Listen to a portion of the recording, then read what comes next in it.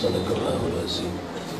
پڑھیے الصلاۃ والسلام علیک یا رسول اللہ وعلی آلک و اصحابک یا سیدی یا حبیب اللہ۔ تمام تعریف و توصیف حمد و ثنا اللہ جل مجدہ الکریم کی ذات بابرکات کے لیے جو تمام جہانوں کا پالنے والا ہے۔ اللہ رب العزت کی حمد و ثنا کے بعد سادہ کریں حضور تاجدار مدینہ، تاجدار انبیاء، معصوم آمنہ، احمد مجتبیٰ، حضرت مصطفیٰ صلی اللہ علیہ وسلم کے حضور ناز میں عقیدتوں، ارادتوں اور نیاز مندیوں کا خراج پیش کرنے کے بعد ذی وقار قابل صد احترام جلوہ فراز علماء، معزز محتشم حاضرین، السلام علیکم ورحمۃ اللہ۔ چند باتیں آپ کے گوش گزار کر کے گفتگو سمیٹ لوں گا۔ دعا ہے اللہ حق بیان کرنے کی توفیق عطا فرمائے۔ ارشاد باری تعالیٰ ہے، محبوب آپ فرما دیجئے اگر تم اللہ سے محبت کرنا چاہتے ہو تو میری اتباع کرو۔ اتباع رسول کا صلہ کیا ہے؟ اللہ تمہیں اپنا محبوب بنا دے گا۔ اگر محبوب الہی کا اعزاز چاہتے ہو تو اس کے لیے شرط کیا لگائی کہ میرے محبوب کی اتباع کرنا۔ جب یہود کو اسلام کی دعوت دی گئی تو انہوں نے یہ کہہ کر کے دعوت کو مسترد کر دیا کہ ہم تو پہلے ہی محبت الہی میں سرشار ہیں اور اس کے لاڈلے فرزند ہیں، ہمیں کیا ضرورت پڑی کسی نئے نبی کا امتی ہونے کی، زحمت گوارا کریں۔ ان کی اس بات کا رد کیا گیا کہ دعوی محبت بغیر دلیل کے قابل التفات نہیں ہوتی، تو اس کے لیے میرے محبوب صلی اللہ علیہ تنبیہ فرمائی گئی نا، اس کے لیے ضروری ہے کہ تم میرے رسول کی اتباع کرو۔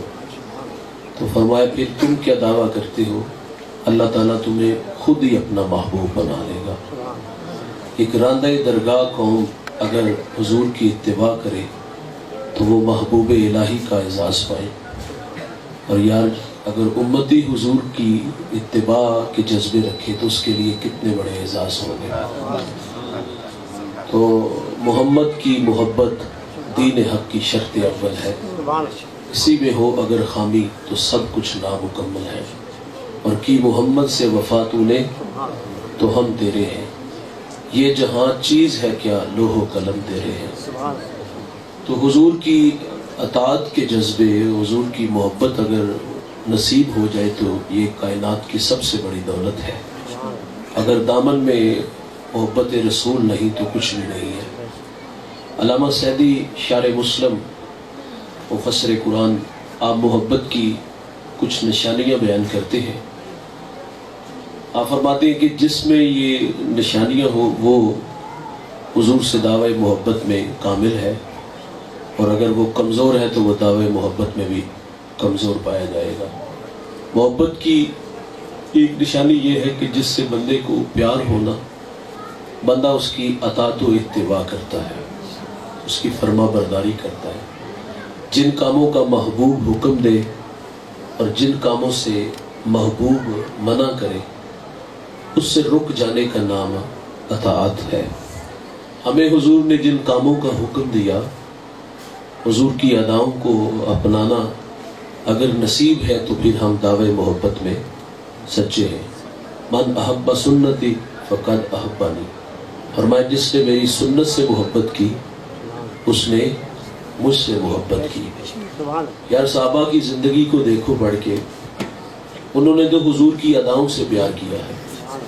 حضرت عمر رضی اللہ تعالیٰ عنہ طواف کعبہ کر رہے ہیں، اور جب حجر اسود آتا ہے تو اسے آگے بڑھ کے چوم لیتے ہیں اور اس سے کلام کرتے ہیں، فرماتے تو ایک پتھر ہے جو جنت سے آیا ہے، نہ کسی کو نفع دے سکتا ہے اور نہ ہی کسی کو نقصان پہنچا سکتا ہے، لیکن اس کے باوجود بھی میں نے تجھے چوما ہے فرمایا اس لیے چوما ہے کہ تمہیں میرے محمد نے چوما ہے، میں فرض محبت ادا کر رہا ہوں، کسی کی ادا کو ادا کر رہا ہوں۔ یہ حاجی لوگ جاتے ہیں نا، جب طواف کرتے ہیں نا، رکن یمانی سے آگے بڑھتے ہیں تو آگے حجر اسود آتا ہے، آپ رات 3 بجے بھی جاؤ گے تو وہاں آپ کو ہجوم عاشقاں ملے گا، اور وہاں ہر بندے کی کوشش ہوتی ہے کہ مجھے موقع ملے تو میں اس پتھر کو چوم لوں، اور وہاں بڑا بھی کوئی پہلوان ہونا تو وہ اتنی دیر وہاں ٹھہر نہیں سکتا، 2-4 سیکنڈ موقع ملتا ہے،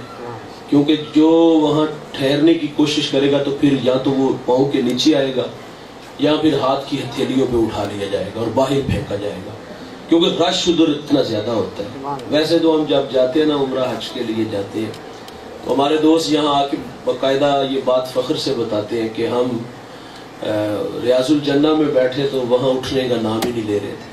میں سمجھتا ہوں یہ ٹھیک ہے، اچھی بات ہے، لیکن یہ خیال تو ہمیشہ میرے پیش نظر رہنا چاہیے کہ پوری دنیا سے لوگ آئے ہوئے ہیں اور ہر شخص کی آرزو ہے کہ مجھے 2 نفل نصیب ہو جائے۔ تقاضا تو یہ ہے کہ وہاں 2 نفل پڑھو، آگے چلے جاؤ۔ آپ صفہ کے چبوترے پہ بیٹھے ہو، 2-4-5 منٹ بیٹھو، آگے چلے جاؤ۔ دیکھو یہ عقیدت جو اپنی جگہ پہ ہے، لیکن اس بات کا احساس بھی تو ہر صورت رہنا چاہیے نا کہ یار پوری دنیا سے لوگ آئے، سب حضور سے محبت کرتے ہیں، تو تقاضا یہ ہے کہ دوسرے کو ٹائم دینا چاہیے۔ یہ کوئی فخر سے سنانے والی بات نہیں کہ میں وہاں 2 گھنٹے بیٹھا رہا نا، بلکہ ٹائم دینا چاہیے۔ لیکن اگر کوئی بندہ یہ آ کے دعویٰ کرے کہ میں حجر اسود پہ گھنٹہ کھڑا رہا تو یہ ایک تو ماننے کو بھی نہیں ہے، اور وہاں بس کی بات بھی نہیں کہ بڑا پہلوان آدمی تو وہ کہے کہ میں وہاں 2 سے 4 سیکنڈ زیادہ سے زیادہ بندہ رکتا ہے۔ تو جو محبت کی بات سنانے لگا ہوں، جب کبھی کسی کو وہاں پہنچنے کا موقع ملے نا تو وہ حجر اسود کو ایسا نہیں ہوتا کہ ایک جگہ سے چومتا ہے اور چوم کے آگے بڑھتا ہے اور یہ احساس اسے کھینچ کے آگے لے جاتا ہے۔ اسے پتہ ہے کہ یہاں میرے قدم ٹکنے کو نہیں ہے، بالآخر دھکا لگے گا، آگے چلا جاؤں گا۔ تو اس کی کوشش یہ ہوتی ہے کہ وہ 2-4 سیکنڈ کے اندر پورے پتھر کو چوم لیتا ہے، اوپر سے بھی اسے چومتا ہے، نیچے سے بھی چومتا ہے، دائیں سے بھی، بائیں سے بھی، درمیان سے بھی چوم لیتا ہے۔ اور بھائی ایک دفعہ بوسہ لیا، آگے بڑھو، لوگوں کو وقت دو، تو وہ سارے پتھر کو کیوں چومتا ہے؟ محبت کی کہانی ہے نا، وہ دراصل محمد عربی کے لبوں کو تلاش کرتا ہے۔ شاید کہ میرے رسول نے یہاں لب لگائے ہو، شاید کہ میرے رسول نے یہاں لب لگائے ہو، اور جب حجر اسود پہ جب لب آتے ہیں نا، یقین جانا اس کا نشہ ہی نہیں جاتا۔ تو حضرت عمر اس پتھر کو چوم کے فرماتے تجھے اس لیے چوما ہے کہ تجھے میرے رسول نے چوما ہے۔ وہ اداؤں سے پیار کرتے تھے۔ ابن عمر تھے، آپ اونٹنی پہ سوار ہیں اور گول چکر لگانے لگے، اور کسی نے سوال کیا حضرت آپ یہ گول چکر کیوں لگا رہے ہو؟ تو کہا مجھے بھی نہیں پتا۔ تو کہا کوئی وجہ ہوتی ہے نا، اس حکمت ہوتی جس کی وجہ سے آپ چکر لگا رہے ہو۔ اس نے کہا یار میں نے ایک دفعہ یہاں حضور کو دیکھا تھا، اونٹنی پہ سوار تھے اور گول چکر لگا رہے تھے، میں تو یار کی ادا کو ادا کر رہا۔ ایک صحابی ایک شجر کے نیچے سے گزرے تو سر جھکا کے گزرے۔ دیکھیے یہ مائک ہے نا، یہاں سے میں گزروں گا تو تکلف سے گزرنا پڑے گا نا۔ آپ کا زہید بھائی کا کہ حفیظ صاحب اس کے نیچے سے آپ گزر ذرا احتیاط سے۔ اگر یہ مائک یہاں ہو تو مجھے تکلف سے گزرنے کی ضرورت نہیں، میں آسانی سے گزر جاؤں گا۔ درخت کا داور ہے اور گزرنے والے سر جھکا کے تکلف سے گزرے۔ سوال پیدا ہوا حضرت آپ سر جھکا کے کیوں گزرے؟ یہاں کو الجھاؤ کو نہیں، کچھ جھاڑیاں نہیں ساتھ الجھے گی، آپ سر جھکا کے کیوں گزرے؟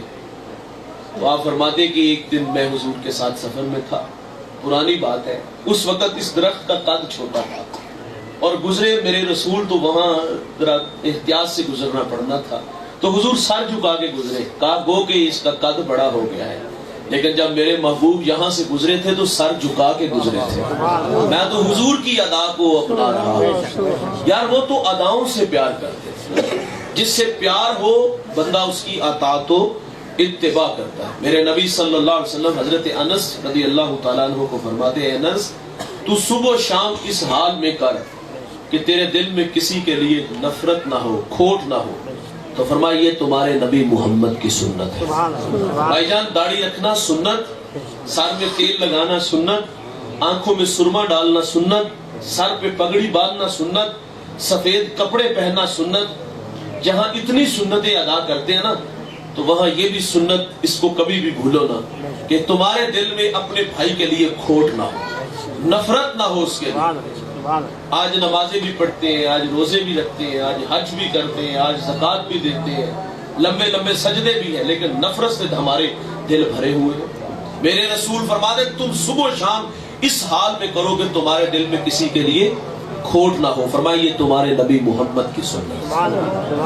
محبت کی ایک نشانی یہ ہے جس سے بندہ پیار کرتا ہے نا, بندہ اس کی ملاقات کا شوق بھی رکھتا ہے. جس سے پیار ہو بندہ ملاقات کا بھی شوق رکھتا ہے. دیکھو بندہ جس کی راہوں میں بیٹھ جائے نا, ایک وقت ضرور آتا ہے کہ بندے کی اس سے ملاقات ضرور ہو جاتی.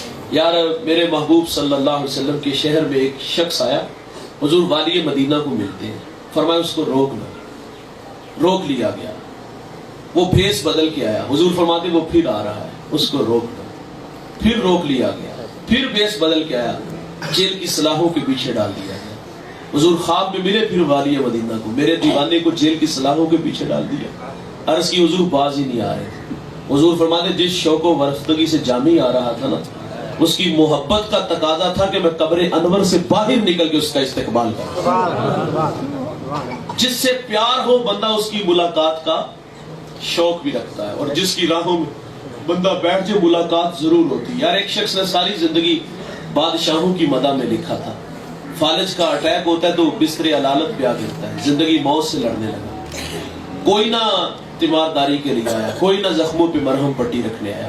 دل کا آئینہ ٹوٹ گیا, کہتا ہے بصیری ساری زندگی بادشاہوں کی مدح میں لکھتا رہا, آج میرے پہ مشکل وقت آیا اور کوئی دل جوئی کے لیے نہیں آیا, کوئی پھول نہیں لایا, کوئی دکھتے زخموں پہ مرہم پٹی نہیں رکھنے آیا. دنیا کی محبت سے مایوس ہوا, دل ٹوٹا, اور قلم نہیں توڑتا نہ کرتاس پھاڑتا. کہا پہلے دنیا والوں کا قصیدہ لکھا, کچھ نہ ملا. کہا اب قصیدہ لکھوں گا امام الانبیاء کا. پھر حضور کا قصیدہ لکھتے ہیں مولا صلی وسلم دائما ابدا علی حبیبک خیر الخلق کلہم.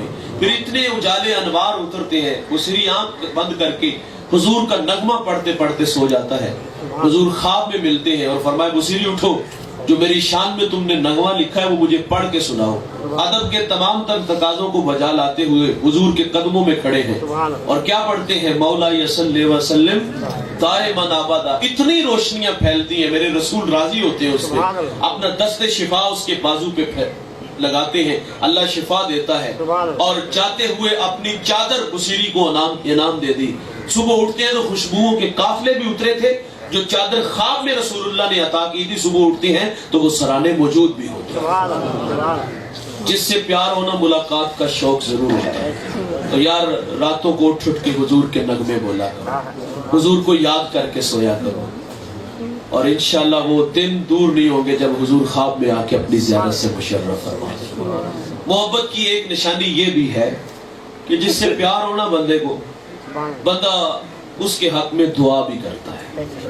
اور حضور سے پیار کیا ہے کہ حضور پہ کثرت سے درود پڑھا جائے, کیونکہ درود پڑھنے سے ایک تو طبیعتوں میں شائستگی پیدا ہوتی ہے, درود پڑھنے سے حضور کا قرب نصیب ہوتا ہے. تو کثرت درود حضور کے قرب کا راستہ ہے. تو حضور پر کثرت سے درود پڑھنے کا آپ مزاج بنائیں. کسی نے علامہ اقبال سے پوچھا تھا کہ آپ حکیم الامت کیسے بنے, تو آپ فرماتے ہیں میں نے 1.25 کروڑ مرتبہ اپنے رسول پہ درود پڑھا, اللہ نے میرے لیے حکمت کے دروازے کھول دیے. تو اس لیے آپ روزانہ جب کام پہ جانے لگو اپنے بچوں کو بھی ساتھ بٹھایا کرو, خود بھی بیٹھا کرو, چٹائی بچھا کے کم از کم روزانہ 1200 مرتبہ, اگر 1200 مرتبہ نہیں تو 112 مرتبہ حضور پہ درود پڑھ کے خود کام پہ چلے جائیں, بچے اسکول میں چلے جائیں, بچے حیا والے بھی ہوں گے, حضور کے عاشق بھی بنے. تو یہ کثرت سے درود پڑھنے کی برکت سے گھر کا ماحول خوبصورت بنے گا. مجھے وہ شیخ جزولی یاد آئے جنہوں نے دلائل الخیرات امت کو درود پاک پہ تحفہ دیا. لکھنے کا سبب بیان کرتے ہیں, آپ فرماتے میں شہر سوس کے قریب سے گزرا اور میری نماز ظہر کا وقت تنگ تھا. قریب ایک 8-9 سالہ بچی بکریاں چرا رہی تھی. میں نے اس بچی سے کہا کہ اپنے گاؤں سے ہمیں ڈور رسی لا دو, ہم نے نماز پڑھنی ہے. تو فرماتے وہ ڈور رسی نہیں لینے گئی, اس نے میرا نام پوچھ لیا, آپ کا نام کیا ہے, کہاں سے آئے ہو. وہ اس نام سے پہلے آشنا تھی, جب نام بتایا تو وہ پھٹی نگاہوں سے دیکھ کے کہہ دیا حضرت ناراض نہ ہوئیے گا، میں نے آپ کے تقوی و عبادت کے تذکرے سنے ہیں، لیکن افسوس کہ آپ سے ایک چھوٹا سا کام بھی نہیں ہو رہا۔ فرماتے یہ بات کیا کہ وہ بیٹی کنویں پر آئی، اس میں اس نے تھوک پھینکی اور چشمہ بن کے پانی اوپر آ گیا۔ فرماتے میں پسینے سے شرابور ہو گیا کہ مالک یہ ماجرا کیا ہے۔ خیر نماز پڑھی، نماز سے فارغ ہو کے میں نے اس بچی کو پاس بلایا، بیٹا تم کون سا ایسا وظیفہ پڑھتی ہو جس کی برکت سے یہ پانی اوپر آیا؟ تو وہ کہہ رہی حضرت صبح بکریاں لے کے آتی ہوں، جڑ لے کے آتی ہوں، چرا کے رات کو گھر لے جاتی ہوں۔ شیخ فرماتے میں نے اسے کہا کہ تمہیں میں خدا کا واسطہ دیتا ہوں، سچ سچ بتاؤ کیا وظیفہ پڑھتی ہو جس کی برکت سے یہ پانی اوپر آیا؟ وہ کہتی ایک بات پہ مجھے بڑا فخر ہے۔ کہا وہ کیا؟ وہ کہتی سارا دن بکریاں بھی چراتی ہوں اور سونے محمد پہ درود بھی پڑھتی ہوں۔ کہا میں نے تو یہ حضور کی سنت کو ادا کیا ہے کہ میرے رسول صلی اللہ علیہ وسلم ایک سفر میں تھے تو پانی کی ضرورت تھی، میرے آقا اس کنویں میں اپنا لواب دہن پھینکتے ہیں تو وہ چشمہ بن کے پانی اوپر آیا۔ تو کثرت کے ساتھ درود پڑھنے کا مزاج بنائیں، خود بھی پڑھیں، اپنے بچوں کو بھی عادت یہ دے انہیں کہ وہ حضور پہ درود پڑھتے رہیں۔ درود پڑھنے سے حضور ملیں گے۔ وہ کہتے ہیں نا دکھوں نے تم کو جو گھیرا ہے تو درود پڑھو، حاضری کی تمنا ہے تو ضرور پڑھو، درود پڑھنے سے حضور کا قرب نصیب ہو۔ اور محبت کی ایک نشانی یہ ہے کہ جس سے بندے کو پیار ہونا، بندہ اس کا ذکر کثرت سے کرتا ہے۔ میں خانہ سہارا دیتا ہے نہ جام سہارا دیتا ہے، آگے کیا جی ہم کو تو بس محمد کا ایک نام سہارا دیتا ہے۔ تو پیار جہاں ہو ذکر کثرت سے ہوتا ہے، یہ محبت کی ایک نشانی۔ اللہ اپنے محبوب سے پیار کرتا ہے اور کتنا ذکر کیا اپنے محبوب کا۔ حدیث قدسی ہے جعلت تمام الایمان بذکری کا معیہ قال اذن جعلتک ذکر من ذکری فمن ذکرک ذکرنی۔ اللہ فرماتے ہیں ہم نے ایمان کا مکمل ہونا اس بات پہ موقوف کر دیا ہے، جہاں میرا ذکر ہو میرے ذکر کے ساتھ محمد عربی کا بھی ذکر ہو، اور ہم نے ان کے ذکر کو اپنا ذکر ٹھہرایا ہے۔ اتانی جبریل فقال ان ربک یقول وتنزل کیف رفعت قلت اللہ عالم قال اذا ذکرت ذکرت معی۔ حضرت سعید خدری سے روایت ہے کہ حضرت جبریل علیہ السلام حضور کی خدمت میں حاضر ہوئے اور عرض کرتے مجھے اللہ نے بھیجا ہے کہ میرے محبوب سے پوچھو کہ آپ نے آپ کے ذکر کیسا بلند کیا۔ حضور فرماتے قلت اللہ عالم، اللہ بہتر جانتا ہے۔ تو رحمان کا جو پیغام جبریل آئے وہ کیا تھے؟ قال اذا ذکرت ذکرت معی، جہاں میرا ذکر ہوتا ہے میرے ذکر کے ساتھ محمد عربی کا بھی ذکر ہوتا ہے۔ اذان میں، اقامت میں، فرش پر، عرش پر، جہاں جہاں میرے نام کے پھریرے ہیں وہاں وہاں محمد عربی کا بھی ساتھ ذکر ہوتا ہے۔ یہ چاند کی چھاتی کو چھو کے آنے والا پہلا شخص، اس نے ترکی کا دورہ کیا تو اللہ کا منادی حی علی الصلاۃ کی صدائیں دے رہا تھا۔ وہ پوچھا یہ آوازیں کیسی ہیں؟ انہوں نے بتایا یہ اذان کی آواز ہے۔ وہ ششدر ہوا، وہ کہتا مجھے کچھ سمجھ نہیں چل رہی کہ میں زمین پر ہوں یا چاند پر۔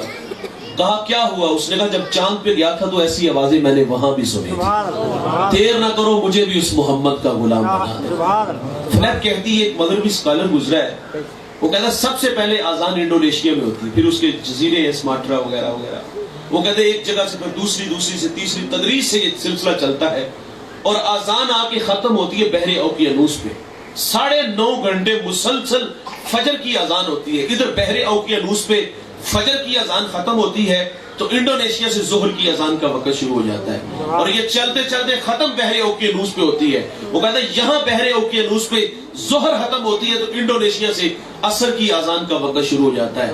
ادھر ختم ہوتی ہے انڈونیشیا سے مغرب کی اذان کا وقت شروع ہو جاتا ہے، ادھر بحر اوقیانوس پہ مغرب ختم ہوتی ہے تو انڈونیشیا سے عشاء کی اذان کا آوازہ بلند ہوتا ہے۔ پھر ساری رات عشاء کی اذان ہوتی رہتی ہے اور ختم بحر اوقیانوس پہ ہوتی ہے، یہاں تک کہ فجر کا وقت ہو جاتا ہے، فجر کی اذان کا وقت شروع ہو جاتا ہے۔ وہ کہتا ہے 24 گھنٹوں میں ایک لمحہ بھی ایسا نہیں کہ جس میں اذان کا آوازہ نہ بلند ہوتا ہو۔ دنیا والوں کو بتانا مقصود ہے کہ 24 گھنٹوں میں ایک لمحہ بھی ایسا نہیں کہ جہاں ذکر خدا ہوتا ہو اور ذکر مصطفیٰ نہ ہوتا ہو۔ جس سے پیار ہونا اس کا ذکر کثرت سے کیا جاتا ہے۔ وہ کیا کہتے ہیں کہ جو کسی دا عاشق ہوتا گل اسے نہیں کرتا. تو جس سے پیار ہونا اس کا ذکر کثرت سے کیا جاتا ہے. آپ حضور سے محبت کا دام بھرتے ہو, اٹھتے بیٹھتے چلتے پھرتے, جہاں بیٹھو وہیں حضور کی باتیں لے کے بیٹھو. آؤ میں تمہیں بتاؤں میرے رسول کی شان کیا ہے. یہ سارا دن یہی کام کرتے ہیں نا, لوگوں کو حضور کی محبت سکھاتے ہیں. تو یہ پیار کی نشانی ہے, جس سے محبت ہو جائے اس کا ذکر کثرت سے کیا جاتا ہے. محبت کی ایک نشانی علامہ سعدی یہ بھی لکھتے ہیں, جس سے پیار ہو بندہ نہ اس کا عیب دیکھتا ہے اور نہ ہی عیب سنتا ہے. نہ دیکھتا ہے اور نہ عیب سنتا ہے. وہ کیا کہتے ہیں نا کہ محبوباں تے نکتہ چینی جڑے کرن تو باز نہیں ہوندے, اصل منافق جانو انہاں نو اور جھوٹے پیار جتاندے. سانو دسیا عشق دے مفتی جڑا مڑ مڑ پیا فرماوے, آزم جتھے دل لگ جاوے اوتھے عیب نظر نہ آوے. عیب ہو بھی تو نظر نہیں آتا, اور یہاں عیب نام کی چیز ہی نہیں. حسان بن ثابت فرماتے یہاں عیب نام کی چیز ہی نہیں. خلیفہ وقت نے ایک دفعہ اپنے دربار میں لیلا کو بلایا اور کہتا میں نے تیرے نام کے بڑے شورے سنے, تو نے ایک کیس نامی جوان کو پاگل کر دیا. میرے خیالوں میں تھا کہ تو حسن کی پری پیکر ہوگی, نرگسی آنکھیں شربتی لہجہ ہوگا, تبھی تو کیس خوب سا گیا. لیکن تو نے مجھے متاثر نہیں کیا. میں نے سنا ہے کہ وہ تیرا نام ریت پہ لکھتا ہے, اور سوال ہوتا ہے تو وہ کہتے ہیں کہ اس سے پوچھا جائے کیوں لکھتے ہو, اور وہ آگے سے کہتا ہے کہ لیلا کا نام لکھ کے دکھی دل کو تسکین ملتی ہے. کبھی وہ کتے کے پاؤں چومتا ہے, سوال ہوتا ہے انسان ہو کے کتے کے پاؤں چومتے ہو, تو وہ کہتا ہے یہ اس قابل اس لیے کہ یہ میری لیلا کی گلی سے کبھی کبھی گزرتا ہے. وہ اس کی دیوانگی کو دیکھ کر کے کہا تو نے متاثر ہی نہیں کیا, تجھ سے زیادہ خوبصورت میرے دربار میں کام کرنے والی ہیں. تو اس نے کھری کھری سنائی, لیلا غصے میں آ جاتی ہے. رومی وہ ساری گفتگو بیان کر دے, گفت لیلا را خلیفہ کان توئی کس تو مجنو شد پریشانو گوی, از دیگر خوباں تو افزو نیستی, گفت خامش چو تو مجنو نیستی, دیدہ مجنو اگر بودے ترا, ہر دو عالم بے خطر بودے ترا, باخودی تو لیک مجنو بے خودست, در طریق عشق بیداری ودست. رومی کہتے جب کھری کھری سنائی نا تو لیلا غصے میں آ گئی, کہتی گفت خامش چو تو مجنو نیستی, خلیفہ تو کوئی مجنو تو نہیں, دیدہ مجنو اگر بودے ترا. وہ کہتی مجنو کی آنکھ سے دیکھتا تو پھر یہ عیب نظر نہ آتا. ہاں باخودی تو لیک مجنو بے خودست. وہ کہتے جس کوچے میں مجنو نے قدم رکھا ہے وہاں ہوش کو چھٹی دینا پڑتی ہے.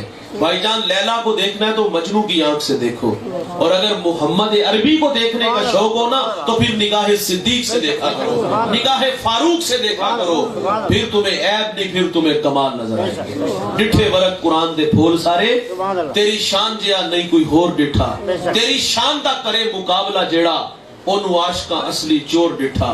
کوئی نور آکھے کوئی بشر آکھے, پہندہ رات دنے ایہو شور ڈٹھا, اللہ والے گل مکا دیتی تسا ہور ڈٹھا اسا ہور ڈٹھا. میرے حضرت فرمانے تم نے پتہ نہیں کس کو دیکھا جو سکی بیٹی کو بھی نہیں بخشوا سکتا, سنبھلتا نہیں جن سے اپنا دوپٹہ, سنبھالیں گے کیا وہ کلیجہ کسی کا. ہم تو الیکشن میں اسے ووٹ نہیں دیتے جو تھانے سے نہ چھڑا سکے. آپ فرماتے اس کے پیچھے لینے کیا جاتے جو سکی بیٹی کو نہیں بخشوا سکتا.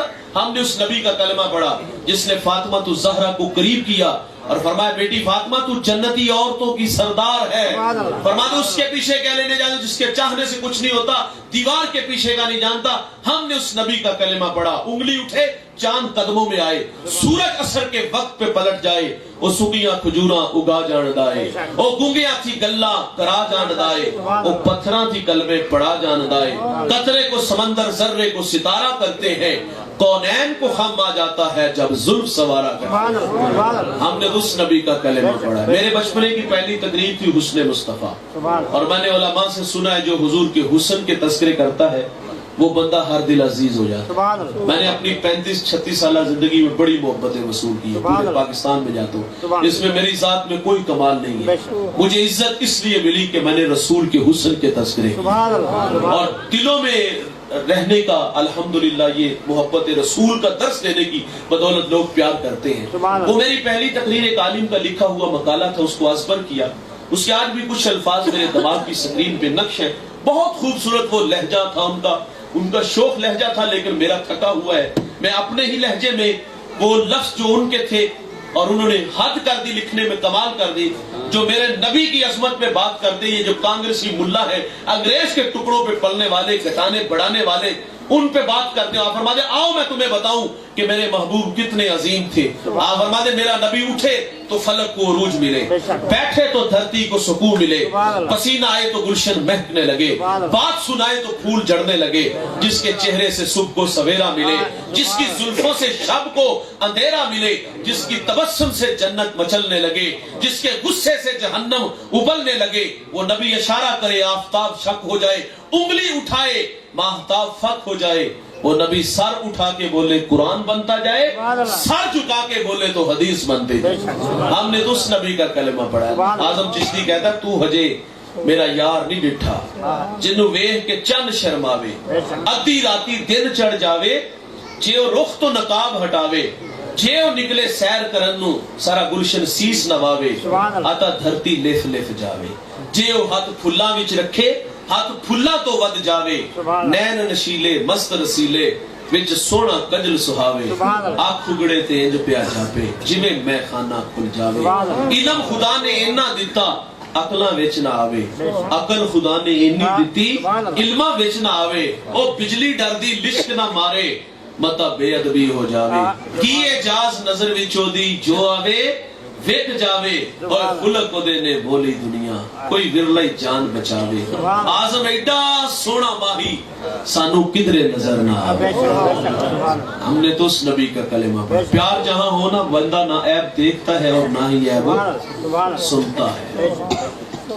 تو محبت کی یہ کچھ نشانیاں اور بھی ہے, اس میں اور بھی باتیں ہو سکتی ہیں. آپ کافی دیر سے تشریف فرما ہے.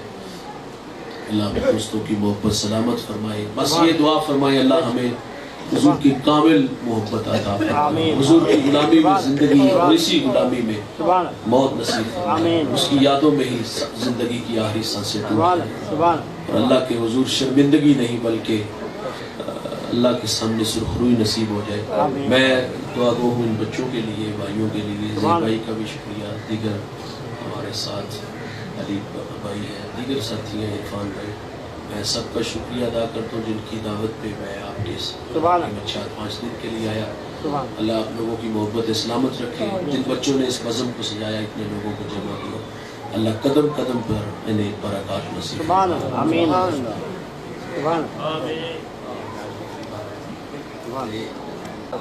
درود پاک صلاۃ و سلام وعلی آلہ و صحبہ. یہ نعت والا بنا لیجیے. یہ ساگر صدیقی کا لکھا ہوا کلام ہے. بزم کونین سجانے کے لیے آپ آئے, بزم کونین سجانے کے لیے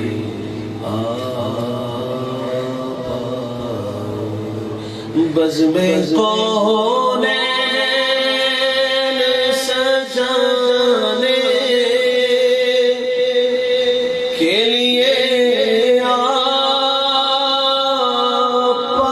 آئے,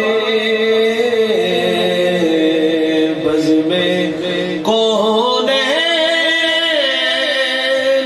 سجانے کے لیے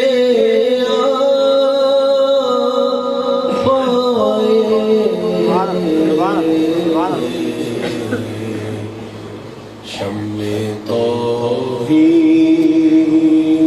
جلانے کے لیے آپ آئے, شمع توحید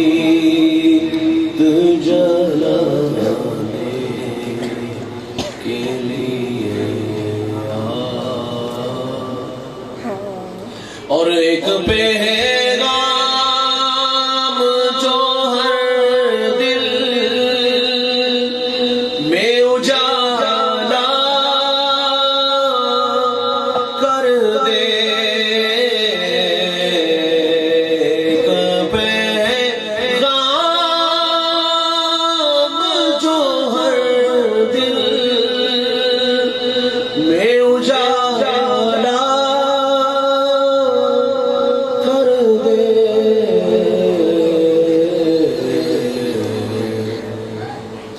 ساری دنیا کو سنانے کے لیے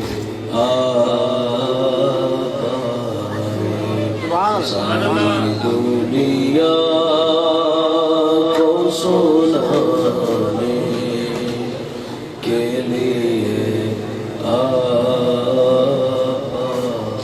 اور ایک مہدا سے بھٹکتے ہوئے منزل کی طرح ایک مہدا سے بھٹکتے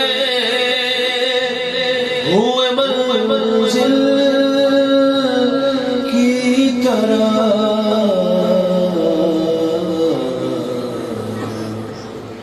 دور تک دکھانے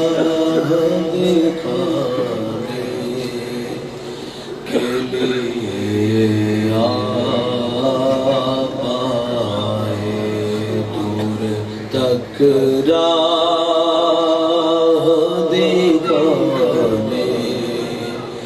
کے لیے آئے اور ناخدا کے ابلتے ہوئے طوفانوں میں ناخدا بن کے ابلتے ہوئے طوفانوں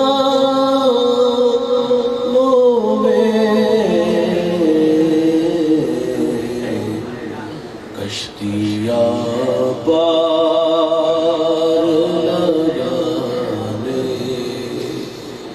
کے لیے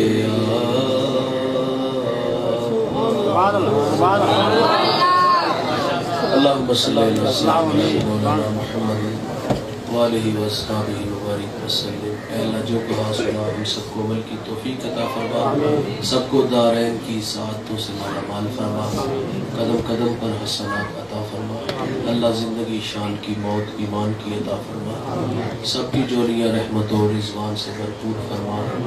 میرے مالک آج کی اس بزم کو جن بھائیوں نے دوستوں نے بزرگوں نے سجایا، اے اللہ سب کی محنت جستجو کاوش اپنی بارگاہ میں قبول فرما۔